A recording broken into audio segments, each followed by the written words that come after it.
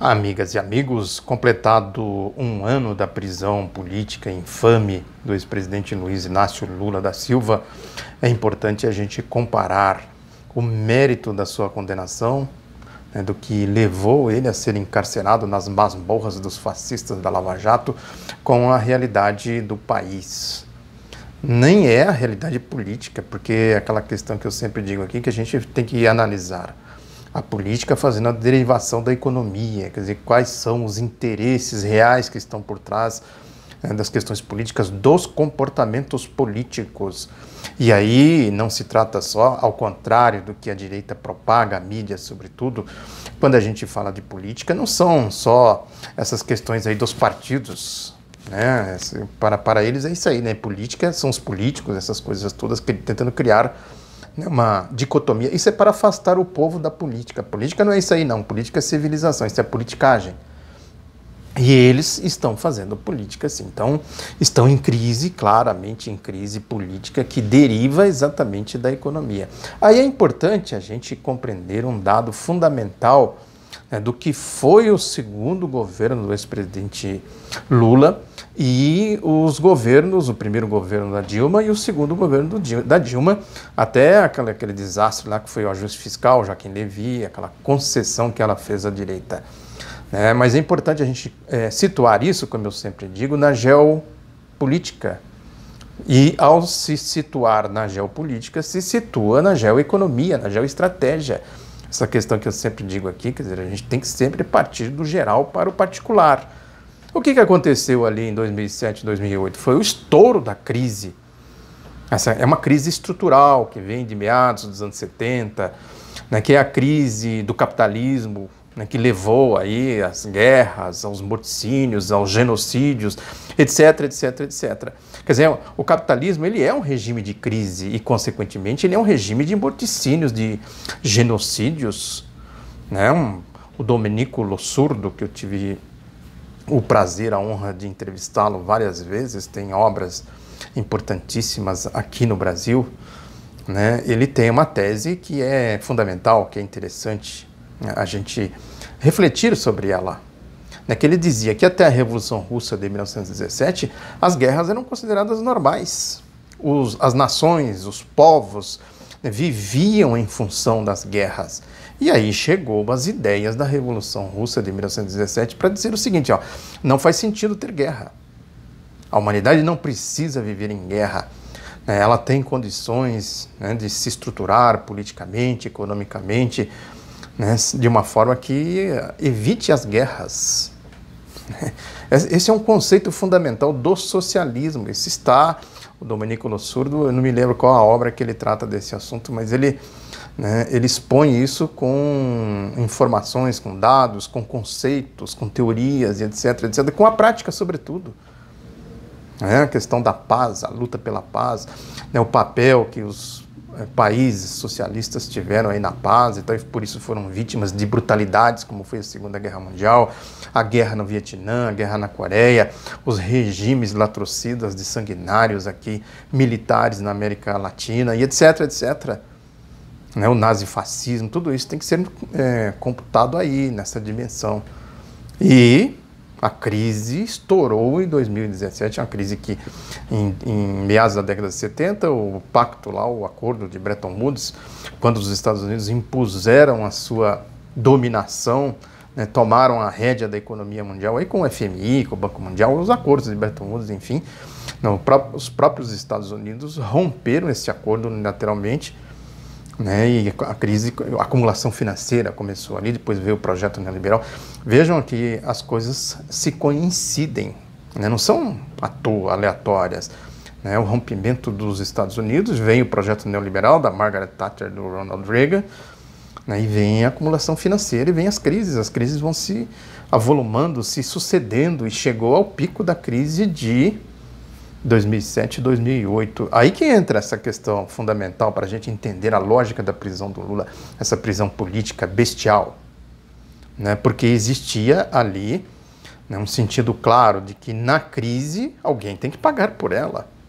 Não serão as classes dominantes, os poderosos, né, os detentores do capital, que vão pagar pela crise, é o povo que tem que pagar pela crise. O que o Lula fez ali? Que o Lula vinha administrando, né, o país ali, quer dizer, ele sempre falou isso, né? Os banqueiros ganharam, os empresários ganharam e tal, e o povo tem que ganhar também um pouco, né? O povo tem que ser incluído aí nessa dinâmica toda. Essa é a tese do Lula. Quem pegar aí, né, pesquisar um mínimo, vai achar ele falando isso, que ele falava isso reiteradamente. Agora, quando chegou a crise, o que ele falou? Não, tudo bem, né? Quem não pode pagar por esta crise são os trabalhadores. O povo não pode pagar por esta crise. Aí a direita fala, como assim? Vocês vão querer tirar da gente aqui para manter essa patuleia aí, comendo, né, trabalhando, tendo emprego, tendo direito trabalhista, tendo previdência social e tudo mais? Como assim? Doutor Lula, o senhor não está entendendo aqui o negócio. Aí cria, né? Por que a farsa do mensalão não foi adiante? Porque o Lula respondeu, né?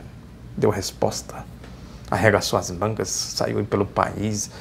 Na história da Marolinha, que ele falou, pôs os bancos públicos, o BNDES, depois veio a Dilma também, a mesma coisa. A popularidade dele lá em cima, a economia, como diz o povo, bombando. A Dilma, a mesma coisa. Vejam, peguem aí, pesquisem a popularidade do Lula quando ele saiu do governo, 80, não sei quantos por cento. A Dilma, quando começou a marcha dos cachorros loucos, a popularidade da Dilma, os índices e tal, como era a situação do país. Qual é o problema mesmo do golpe contra a Dilma e da prisão bestial política do Lula? É isso. Porque num prosseguimento daquele ciclo, né, descontando aquele desastre lá do Joaquim Levy no final do governo Dilma, ali perto do golpe, né, a lógica era essa aí por bancos públicos, a Petrobras, Caixa Econômica Federal, Banco do Brasil, BNDES, fomentando a economia, vão manter aqui a roda da economia girando, que foi a lógica que o Lula tirou o Brasil do buraco da era neoliberal do Fernando Henrique Cardoso. Ficou ali patinando com o Palocci e tal, aí aquela história, né, a males que vem para bem, né? O Palocci caiu não pelo que ele estava fazendo, mas foi uma tentativa dessa direita golpista de atingir o Lula. Falei, escrevi, vou deixar aqui de novo o link para vocês acompanharem isso, entender a lógica das coisas, né? Então a prisão do Lula foi tão somente isso. Ele ganharia as eleições agora de 2018 com um pé nas costas e ganharia para fazer o quê?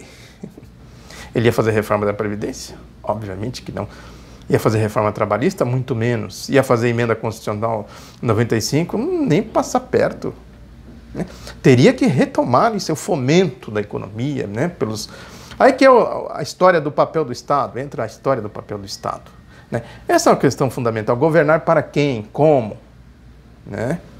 Agora é importante, depois de tudo isso, aí tem a farsa jurídica, né? Essa monstruosidade que é o processo que levou à condenação do Lula. Isso é uma monstruosidade, um crime contra a humanidade, né? Entra aí, sempre falo aqui, né, para a história como uma mancha fascista, mais uma, né, prender uma pessoa como Lula, sabe? Isso é fascismo puro, né? E tá lá, sem direito à manifestação, não pode dar entrevista, não pode, sabe, com todos os regramentos de um comportamento fascista, né? Porque é isso, no fundo, é aquela história que eu sempre digo aqui, né? A economia, a expressão concentrada, a política, a expressão concentrada da economia, né? Dizia o Lênin e tal, a famosa frase do Lênin, aciona todos aí os mecanismos da politicagem, a Operação Lava Jato, mídia, o sistema de mídia, essa rataria pretoriana midiática, né? É importante, né, a gente entender por que tem esse tipo de gente aí, antagonista, por exemplo, né? Hugo Studat, né? Acompanhe eu convido vocês a acompanhar a polêmica, a ver a polêmica aqui, para entender a lógica disso, da desfaçatez, do cinismo. Ninguém manifesta mais a desfaçatez e o cinismo dessa mídia de direita do que o Hugo Studat. Junto com ele estava lá o secto dele, José Roberto Guzzo, Augusto Nunes, Bolívar Lamounier. Eu vou falar do Lamounier daqui a pouco, né? Estava lá um secto de gente desclassificada, né? Que é isso. Não aguentar o rojão na polêmica. Essa aqui é uma questão fundamental. Porque é a questão da verdade, não dá trabalho. Pega os fatos e fala, ó, isso aqui é mentira que você está falando. Desminta. Desminta.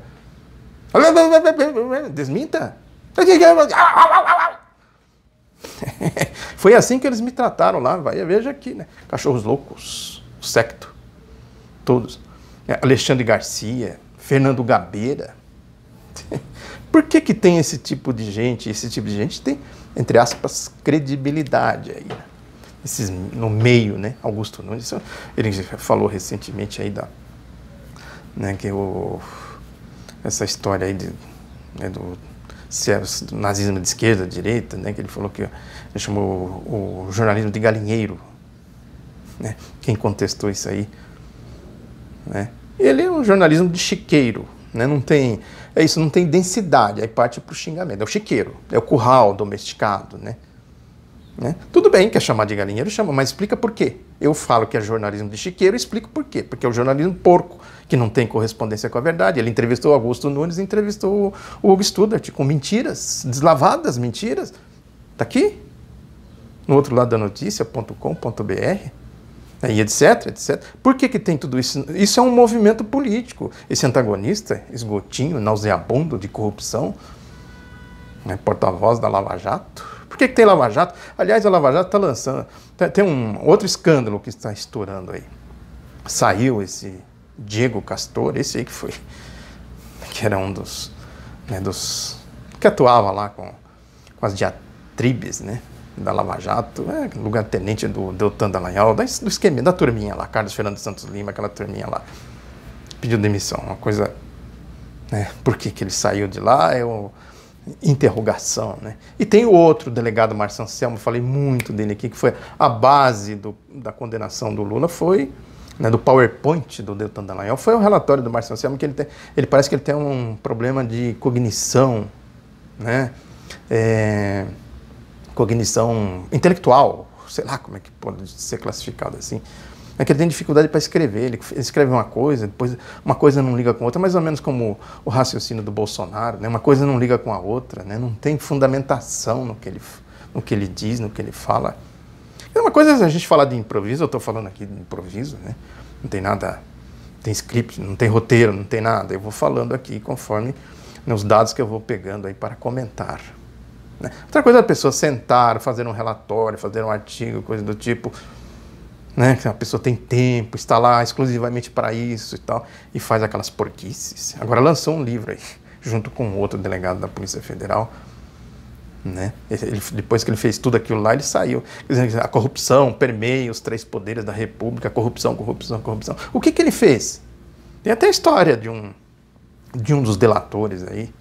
Infelizmente eu esqueci de resgatar essa história, mas eu comentei aqui na ocasião, e está aí também na internet, que ele ameaçou, acho que foi o dono do posto lá que começou a tal da Lava Jato em Brasília, né, que se ele não fizesse as delações premiadas, o Márcio Anselmo acusaria ele de estar envolvido com narcotráfico internacional. Olha aí. E essa gente que fala, não, a corrupção, que a corrupção é isso, a corrupção é aquilo, a corrupção é aquilo, ele lança livros e faz esse tipo de coisa. É a história do Sérgio Moro, do Deltan Dallagnol, a lógica da Lava Jato, desse clube privado, etc, etc, etc. Né? É isso aí. Aí a gente vai para as coisas concretas. O jornal Estado de São Paulo, que eu falo sempre aqui dos editoriais, ele faz 3 editoriais hoje, né, nesta linha. O primeiro fala aqui da Previdência e a questão do trabalho, né? O segundo fala da dívida pública e o terceiro fala do BNDES. Essa farsa que eles inventam, mais uma, né? Calote, entre aspas, de Cuba, da Venezuela, de Moçambique, empréstimo de BNDES, essas coisas que eles não conseguem explicar, eles ficam falando no chavão, na platitude, né? O que está acontecendo efetivamente? Por que ninguém vai lá e levanta a questão, né? Quais são os termos dos contratos? Os contratos foram feitos com as empreiteiras, o BNDES financiou as empreiteiras. E aí veio a Lava Jato, acabou com as empreiteiras. Como é que ficou essa relação jurídica? São coisas que precisam ser esclarecidas. Eu não sei, teria que investigar isso. Agora a mídia trata, é isso, como o editorial do Estadão está tratando. Quem faliu as empresas, quem criou esse imbróglio jurídico, né, confisca isso, confisca aquilo, isso não é a Lava Jato, a politicagem da Lava Jato para varrer caixa 2 para debaixo do tapete e, consequentemente, evasão de divisas e lavagem de dinheiro. É isso aí. Aí o primeiro editorial do Estadão fala aqui diz que a velha Previdência e o novo trabalho, diz que as relações de trabalho as relações de trabalho atípicas crescem em detrimento do emprego tradicional. O país precisa se adaptar ao novo mundo do trabalho. É aquela história do trabalho, do capital, quer dizer, adaptar ao novo mundo do trabalho significa adaptar o trabalho à lógica do capital, ao interesse do capital. Isso que eu falei aqui agora há pouco da crise. Diz aqui que a proposta de reforma da Previdência corrige desajustes, como a idade mínima numa população cada vez mais longeva e injustiças como a disparidade entre servidores públicos e trabalhadores privados, que faz com que o Estado seja o maior promotor de desigualdade social no Brasil. Quer dizer, não é os mecanismos de transferências de renda, distribuição de renda, né? Não é isso que cria as desigualdades, segundo eles aqui. É o problema de ter direitos, né? Quer dizer, um tem direito a R$1 por dia, sei lá o quê, o outro tem direito a 5. Então o que faz? Abaixa o de 5 para 1, ao invés de levar o de 1 para 5. Isso é ditatorial, pendor totalitário, autoritário do capitalismo, para dizer o que o trabalho tem que fazer, escravismo. Prossegue aqui, mas além do equilíbrio e da equidade fiscal, o país precisará se adaptar ao novo mundo do trabalho, em especial ao crescimento das relações de trabalho atípicas em detrimento do emprego tradicional. Aí vai falando da informalidade, do PJ, né, pessoa jurídica no lugar da CLT, das relações, né, com o Estado intermediando, mediando, essa democracia. O mercado, o capital, o trabalho, ó, você trabalha para mim que eu tenho capital. E você faz o que eu quero, do jeito que eu quero. Trabalha quanto tempo eu vou determinar e você vai ganhar quanto eu vou determinar. Quer reclamar? Não vai reclamar, não. Não tem justiça do trabalho, não tem sindicato, não tem estrutura. Isso é ditatorial, ditadura. Quando se fala da ditadura do proletariado, essa questão que já mereceu aí muitas diatribes, né? Muitas bobagens. Até o Tarso Genro escreveu um artigo no Sul 21, né, falando dessas bobagens. A ditadura é isso aí, capital, trabalho, né, a derivação política disso para se entender, né, o que é ditadura de ditadura, o conceito de ditadura como classe, não como regime político e tal, são categorias diferentes. Para a cognição dessa gente, ou por interesses escusos, eles desconsideram isso, ignoram isso. Aí prossegue aqui ainda mais que a revolução digital faz com que modalidades como o trabalho temporário, o autoemprego ou a concentração ou a contratação independente sejam cada vez mais comuns. Sim, mas é preciso regulamentar isso, é preciso dar direitos. O trabalhador tem que ter direitos, né? Senão ele vira escravo. Eu sempre falo que o Estado domina o mercado ou o mercado domina o Estado. Aqui o mercado dominando o Estado para escravizar o povo, o trabalhador. Está dito aqui, eu não estou inventando, está escrito. Prossegue aqui. Ou seja, o fator redistributivo está em franca erosão, falando da Previdência. A Previdência é só um dos componentes dos sistemas de seguridade social que precisarão ser adaptados à flexibilização das relações de trabalho. É que eu sempre digo aqui, eles fazem as contas assim, né? Então o capital é intocável, não se toca no capital, agora o trabalho precisa tocar. Esse sistema redistributivo da Previdência, quer dizer, uma geração financiando a outra, com todas essas mudanças que tem, não faz mais sentido existir. Pode ter algum componente que não faz mais sentido existir. Agora é preciso ter o Estado para fazer a redistribuição da renda, garantir isso. O Tesouro. O Lula cansou de falar isso. Por que o Lula não fez reforma da Previdência? O especial que eu fiz, eu vou deixar aqui de novo para vocês verem, onde começou a tal da crise fiscal, né? Como começou, como ela se desenvolveu, qual é a lógica disso, né? A lógica da reforma da Previdência. Diz que a Previdência, diz aqui, entre as diretrizes da Organização Internacional do Trabalho para garantir proteção mínima a todos está a flexibilização da vinculação da proteção social à contribuição salarial, a ser complementada com sistemas protetores independentes.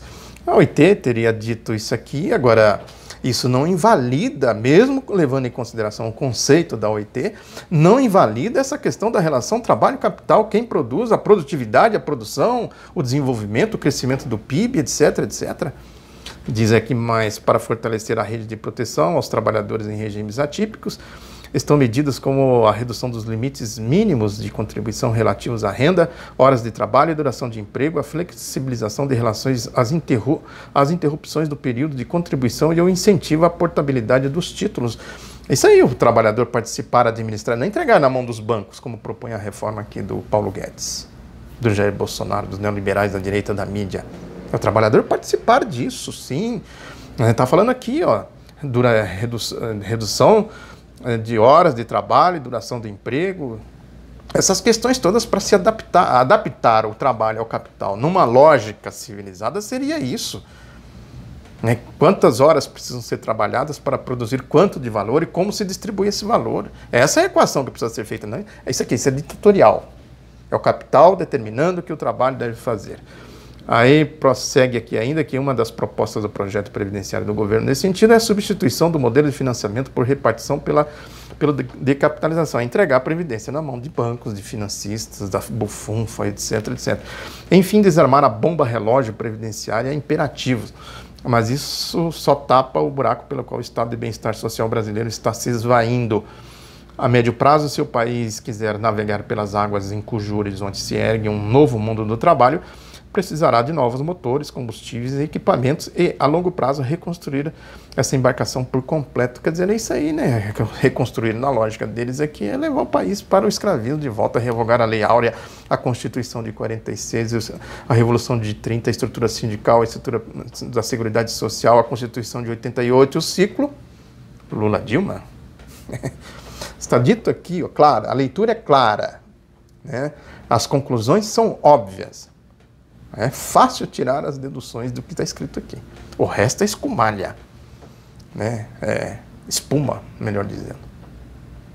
O resto é fumaça, é politicagem, é lavajatismo, é direitismo, é neoliberalismo, é isso.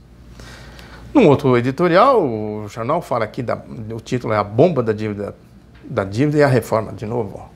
A reforma da Previdência diz aqui que o governo central ficou no vermelho porque todo o excedente acumulado pelo Tesouro foi tragado pelo enorme buraco do INSS.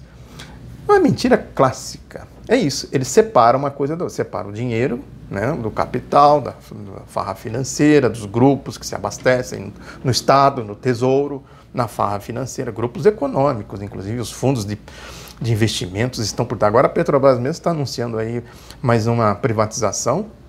Ela vai privatizando aos pedaços, desmontando, isso que o Lula, tudo que o Lula fez lá, né? Lá atrás, quando eu falei aqui no começo do meu comentário, eles vão desmontando, atacando o BNDES, atacando o Banco do Brasil, a Caixa Econômica Federal e a Petrobras, BNDES e Petrobras sobretudo, né? E aí o que ele está dizendo aqui é isso aqui, ó, que tira essa parte da farra, né, e entra a outra parte. Na outra parte entra o que o Tesouro acumulou, foi tragado pelo buraco do INSS. E o buraco da dívida pública, que é a questão que eles dizem aqui. Quer dizer, é preciso acabar com esse buraco do INSS para que a dívida pública cresça, né? O mecanismo da dívida pública diz aqui, ó, a maior bomba da economia brasileira, a dívida pública, fica mais potente a cada mês, enquanto o governo continua incapaz de arrumar suas contas e transmitir maior segurança a credores e investidores. Credores e investidores, é a bufunfa, a turma do capital, quer dizer, vai fazer a reforma. O seu dinheiro está aqui, ó, garantidíssimo.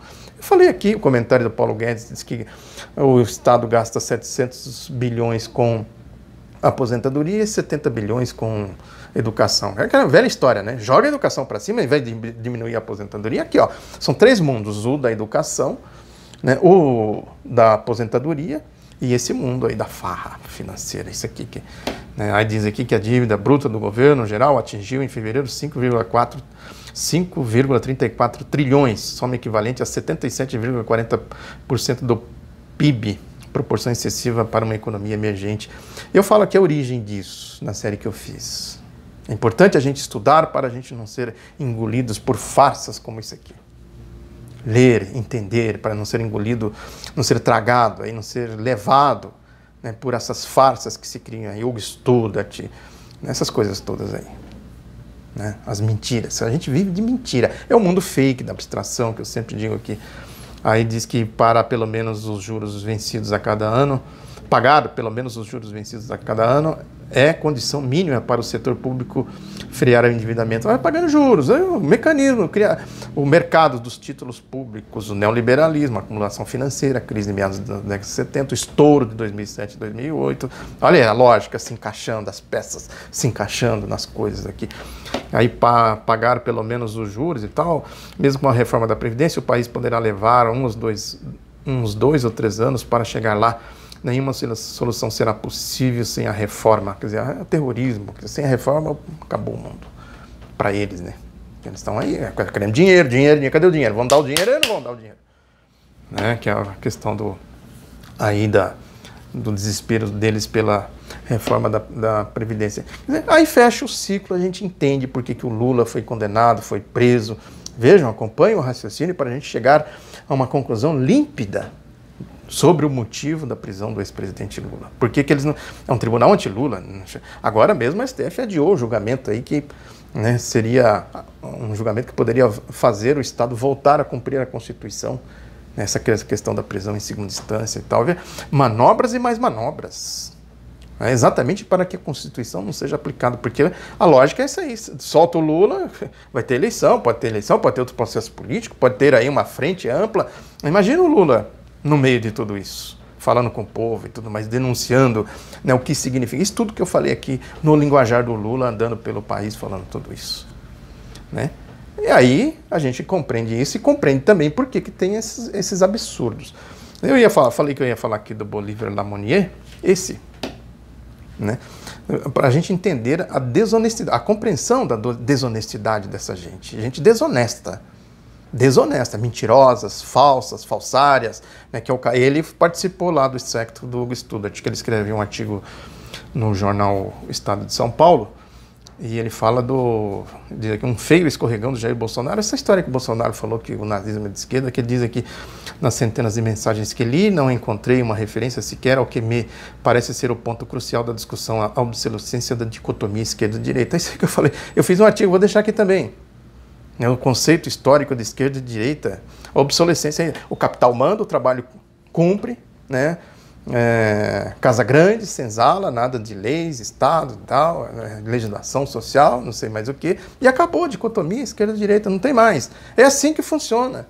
Aí ele prossegue aqui. Ninguém contesta que lá atrás, no século XIX, tal dicotomia tinha substância e em alguns países a conservou durante a primeira metade do século XX. Está falando que é disputa socialismo, capitalismo e tal. No artigo eu explico tudo isso, vou deixar aqui. Não dá para destrinchar aqui por causa do tempo.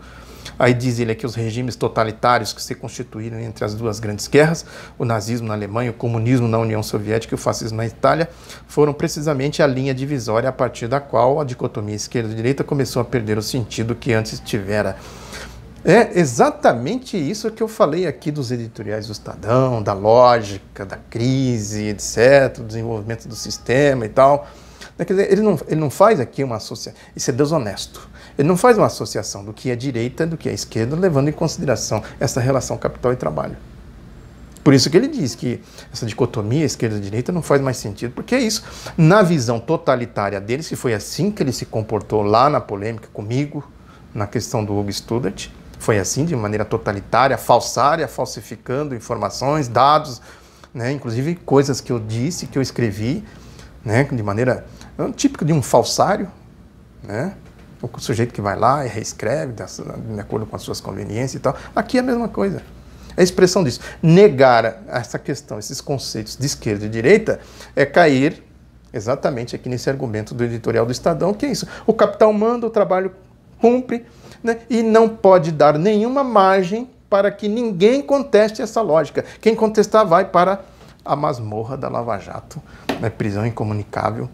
É praticamente incomunicável, não pode dar entrevista e tal, Lula, né? Um flagrante pisoteamento, escoiciamento da Constituição com, né, as práticas de quem, né, levou ele a ser encarcerado, conforme eu sempre digo aqui. Quem é Sérgio Moro, quem é Deltan Dallagnol, quem é Carlos Fernando Santos Lima, Robertson Pozzobon, Diogo Castor, Márcio Anselmo, né, e, consequentemente, a rataria pretoriana midiática, né, alguns deles que eu citei aqui, né, essa turma toda aí com esses comportamentos, Bolivar Lamonier, né, Hugo Studart, Alexandre Garcia e etc.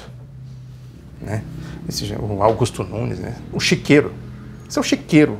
Né, o jornalismo brasileiro dessa turma aqui é o jornalismo de chiqueiro, está comprovado aqui porque, né, que eles chafurdam na lama da corrupção, da mentira, né, e da lógica aí de escravizar o povo. Muito obrigado pela atenção, divulgue o Outro Lado da Notícia, um abraço e até a próxima.